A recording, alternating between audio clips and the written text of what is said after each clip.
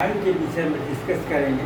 Fungi जो हम लोग जानते हैं कि बैक्टीरिया और वायरस जो 1 बिलियन ईयर्स पहले जिनका ओरिजिन हुआ, उसके बाद फंगस या फंजाई प्लूरल है, फंजाई का ओरिजिन। हम लोग बॉटनी में फंजाई पढ़ते हैं, वनस्पति विज्ञान में, क्योंकि ये पौधा होता है। और हम लोग जानते हैं कि जितने भी पौधे हैं इस यूनिवर्स में, प्लांट किंगडम में, वो सब के सब किसी न किसी रूप में उपयोगी हैं, उनका उपयोग है।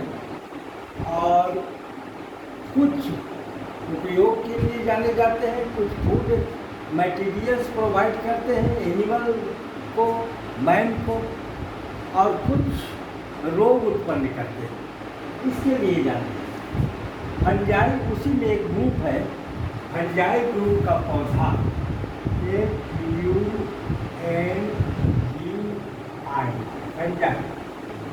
फंजाई। ये हम लोग जानते हैं कि फंजाई भी पौधा है, लेकिन थोड़ी इसकी विशेषता जनरल पौधों से, सामान्य पौधों से अलग होती है। अलग इस मामले में कि जितने भी प्लांट्स होते हैं, पौधे होते हैं, वो हरे होते हैं, ग्रीन होते हैं, जितने भी पौधे हैं। और ये पौधा, इस ग्रुप का पौधा जो होता है वो हरा नहीं होता है, क्लोरोफिल उनके सेल्स में नहीं होते हैं, इसलिए स्पष्ट है कि वो फोटोसिंथेसिस नहीं करते हैं, वो अपना खाना अपने से नहीं बनाते हैं, और वो दूसरे से लिविंग बॉडी या डेड बॉडी, चाहे प्लांट हो या एनिमल हो, उससे वो खाना एब्जॉर्ब करते हैं, प्राप्त करते हैं। अब हम लोग देखें कि फंजाई का ओरिजिन, तो हम लोग जानते हैं कि बैक्टीरिया, वायरस इत्यादि माइक्रो बायो पार्टिकल्स जो हैं, जीव हैं, उनके बाद ये फंजाई का नंबर सूक्ष्म माइक्रोस्कोपिक एनिमल्क्यूल के रूप में, लिविंग बॉडी के रूप में इसका अध्ययन किया जाता है। ये फंजाई हम लोग जानते हैं कि जब भी ओरिजिन हुआ था प्लांट का इस पृथ्वी पर 3.5 बिलियन 3.5 बिलियन ईयर्स पहले लाइफ का ओरिजिन हुआ। तो लाइफ के ओरिजिन के बाद फिर करोड़ों साल लगे, बिलियन ईयर्स लगे, तो धीरे धीरे ये माइक्रो बायो पार्टिकल्स का ये ओरिजिन हुआ। और लास्ट बहुत करोड़ों साल पहले आदमी या पौधों की उत्पत्ति हुई, जिसमें पहले जो छोटे छोटे पौधे हैं उनका उत्पत्ति हुआ, उनका ओरिजिन हुआ, और उसके बाद फिर बड़े बड़े पौधों की उत्पत्ति हुई। हम लोग जानते हैं कि इस संसार में जो अभी प्रेजेंट है पौधों के समूह, उसमें 2 प्रकार के पौधे होते हैं। ये प्लांट किंगडम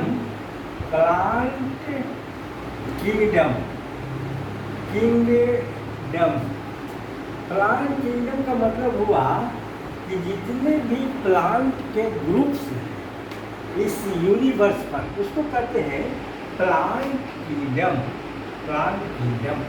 जितने भी पौधे हैं समुद्र में 2 किलोमीटर नीचे से लेकर 3 किलोमीटर और हिमालय की ऊंचाई तक ये मिलते हैं। ये बहुत पौधे जो हैं वो बहुत सूक्ष्म होते हैं, माइक्रोस्कोपिक होते हैं, और बहुत बड़े बड़े भी होते हैं। पौधों का यही रेंज है। इस रेंज में हम लोग देखते हैं कि जितने भी पौधे हैं इस यूनिवर्स में, उनको 2 ग्रुप में हम लोग बांटते हैं। अध्ययन की सुविधा के लिए, स्टडी के लिहाज से उनको 2 ग्रुप में बांटते हैं। पहला ग्रुप है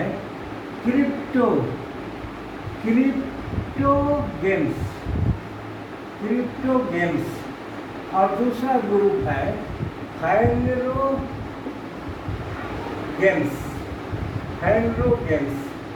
क्रिप्टोगेमिक ग्रुप के पौधे होते हैं और फेनोगेमिक ग्रुप के पौधे होते हैं। दो ग्रुप होता है इस पृथ्वी पर, इस यूनिवर्स में दो ही प्रकार के पौधे मूलतः होते हैं बेसिकली। अब हम लोग देखेंगे कि ये क्रिप्टोगेमिक प्लांट है, ये फेनोगेमिक प्लांट है। तो क्रिप्टोगेमिक पहले लिखा गया डिवीजन में, क्लासिफिकेशन में हम लोग स्टडी के लिए करते हैं, और फेनोगेमिक प्लांट्स जो है वो बाद में लिखे गए। कारण ये है कि इनकी ओरिजिन पहले हुई, क्रिप्टोगेम्स की ओरिजिन पहले हुई और इनमें कुछ एडवांसमेंट हुआ तो फेनोगेम्स की उत्पत्ति हो गई, फेनोगेम्स की उत्पत्ति। अब इन क्रिप्टोगेम्स में हम देखते हैं कि वैसे पौधों को रखा गया। संसार में दो ही प्रकार के पौधे होते हैं, एक होता है क्रिप्टोगेम्स जिनमें फूल नहीं होता, फ्लावरलेस प्लांट्स, और ये है फेनोगेम्स, इसमें फ्लावरिंग प्लांट्स।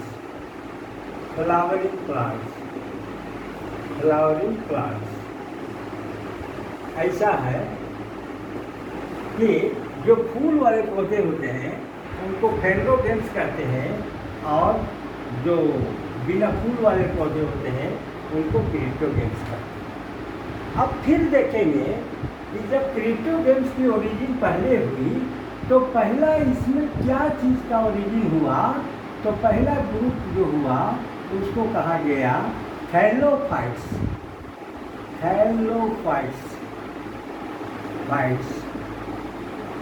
दूसरा जो जरा सा एडवांस कैरेक्टर वाला पौधा मिला उसको बोला गया ब्रायोफाइट्स।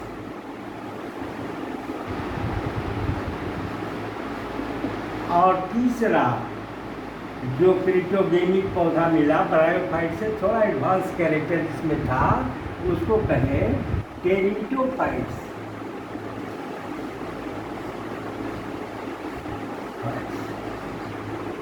उसके बाद टेरिडोफाइट्स तक ही जो ग्रुप है पौधों के, इनमें फ्लावर नहीं होते।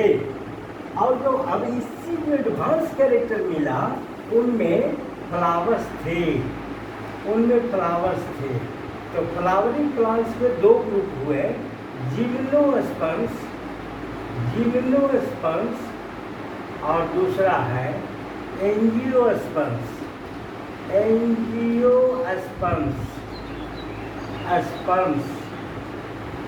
जिम्नोस्पर्म्स और एंजियोस्पर्म्स। जिम्नोस्पर्म्स टेरिडोफाइट के बाद की स्थिति, टेरिडोफाइट में कुछ परिवर्तन हुए, इनमें वैस्कुलर सिस्टम का डेवलपमेंट हुआ और फ्लावर डेवलप कर गए। लेकिन फ्लावर जिम्नोस्पर्म्स में जो होते हैं वो कंप्लीट फ्लावर नहीं कहे जा सकते, काहे कि एक कंप्लीट फ्लावर एंजियोस्पर्म्स में मिलते हैं। और एंजियोस्पर्मिक प्लांट्स जितने हम लोग धान, गेहूँ या जितने दाल खाते हैं, चना, अरहर, मसूर और आलू, बैंगन, टमाटर, जितना धान, गेहूँ, मक्का, ये सब ईख, ये सब के सब एंजियोस्पर्म्स है। पीपल, बरगद, ये जितने भी बड़े बड़े पौधे देख रहे हैं आप, हाइब्रिड घास, वो सब के सब एंजियोस्पर्मिक प्लांट्स कहे जाते हैं। और एंजियोस्पर्मिक प्लांट का डेवलपमेंट हुआ जिम्नोस्पर्मिक प्लांट्स।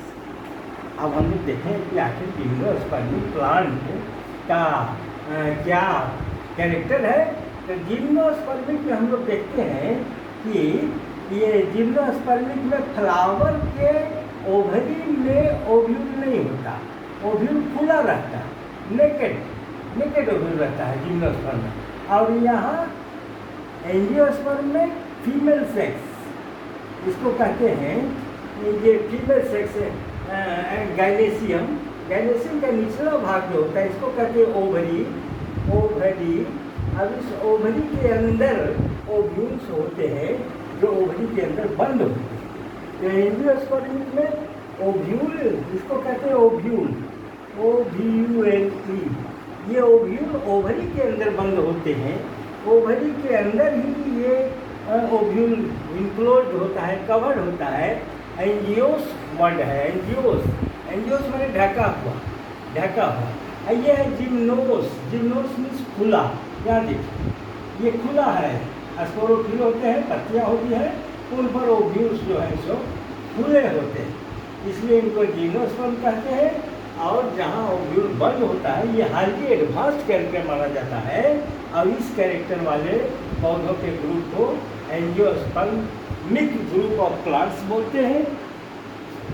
ऐसे ही पौधों का विकास थैलोफाइटा हुआ, थैलोफाइटा में एडवांसमेंट हुआ, ब्रायोफाइट हुए, ब्रायोफाइट में एडवांसमेंट हुआ, टेरिडोफाइट हुए, टेरिडोफाइट में एडवांसमेंट हुआ तो जिम्नोस्पर्म्स हुए, और जिम्नोस्पर्म्स में जब कैरेक्टर एडवांस किया, हाईली वेल डेवलप्ड इसमें vascular system, well developed reproductive system, इसमें जब हो गए रूट सिस्टम, स्टेम सिस्टम सब हाईली एडवांस टाइप का, तो ये एंजियोस्पर्मिक प्लांट। अब हम लोग देखेंगे कि थैलोफाइटा से शुरू करेंगे कि थैलोफाइटा के क्या कैरेक्टर है। थैलोफाइटा में ही फंगाई आएगा।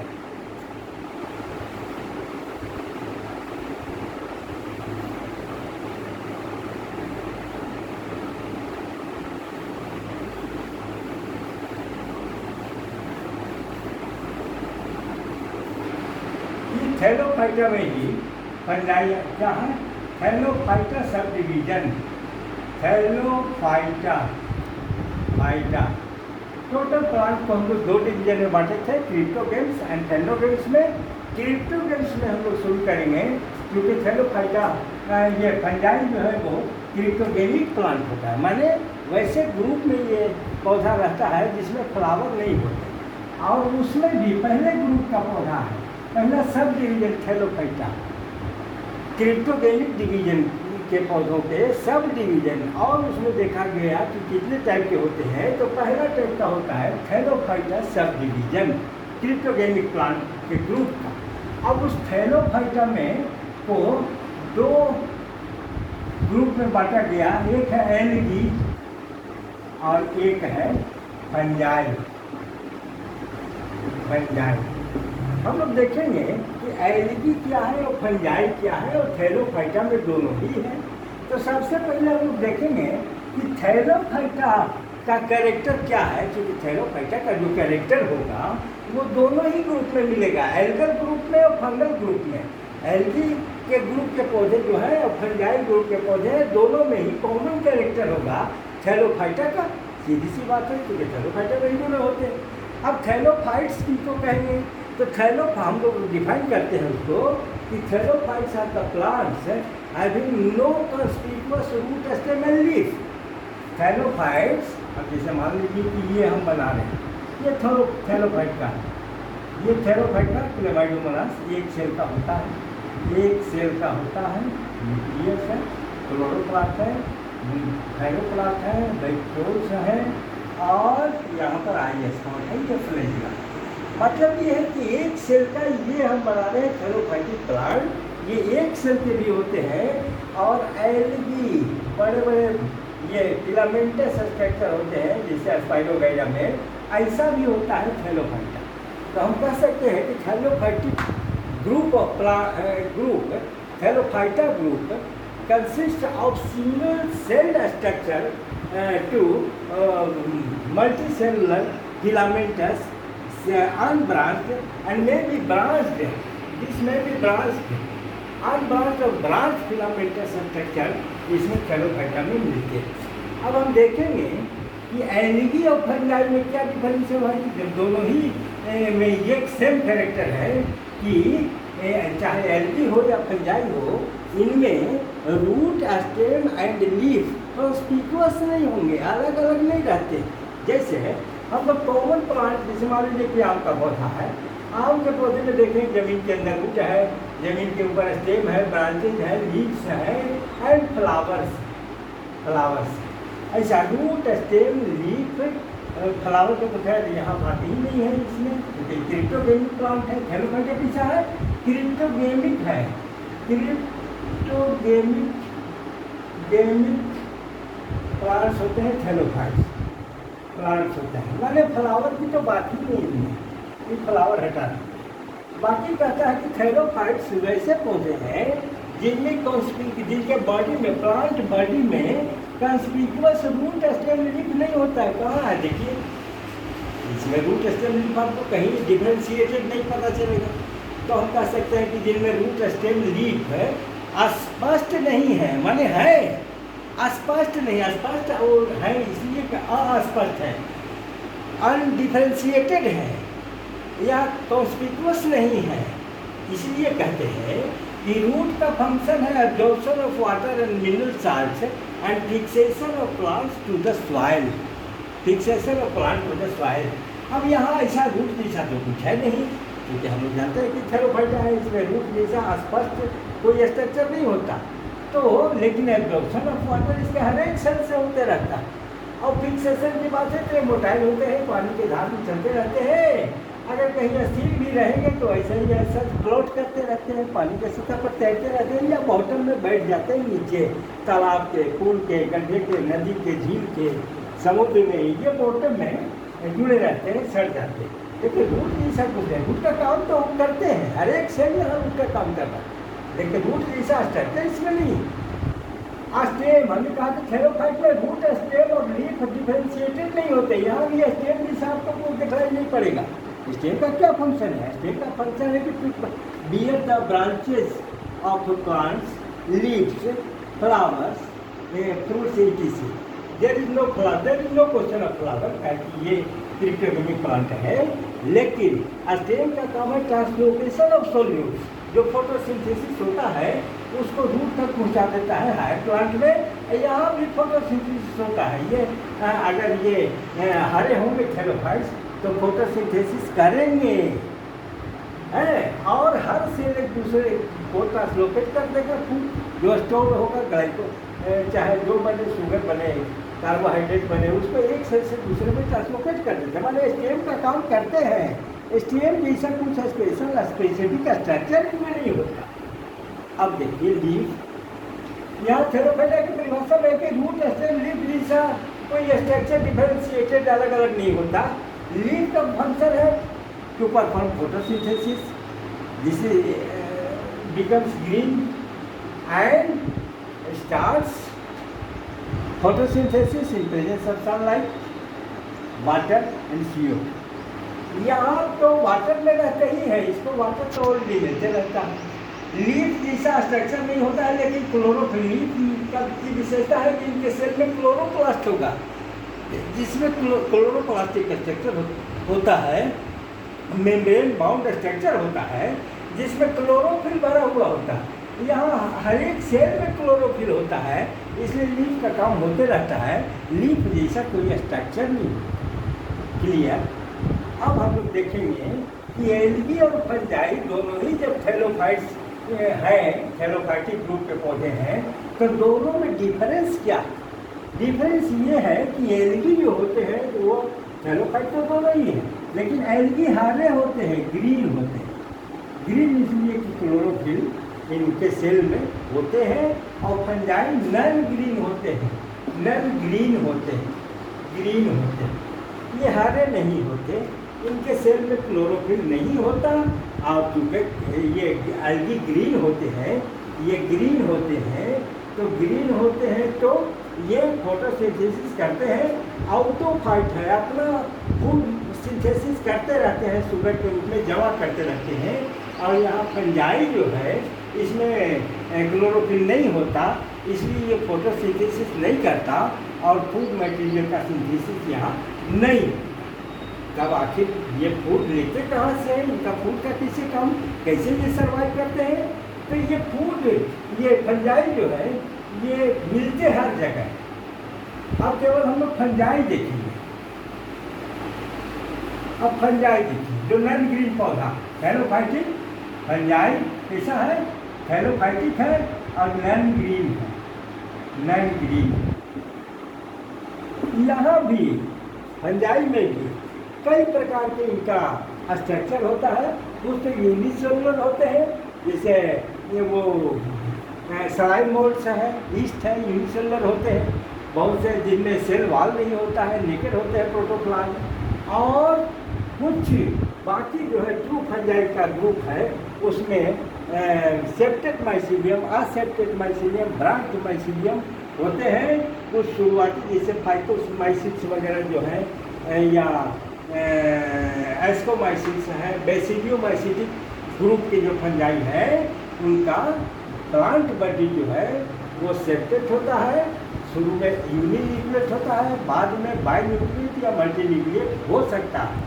फाइकोमाइसिट्स जो अर्ली ग्रुप ऑफ फंजाई है उसमें सेक्सुअल रिप्रोडक्शन भी होता है, वेल डेवलप्ड सेक्स ऑर्गन्स होते हैं।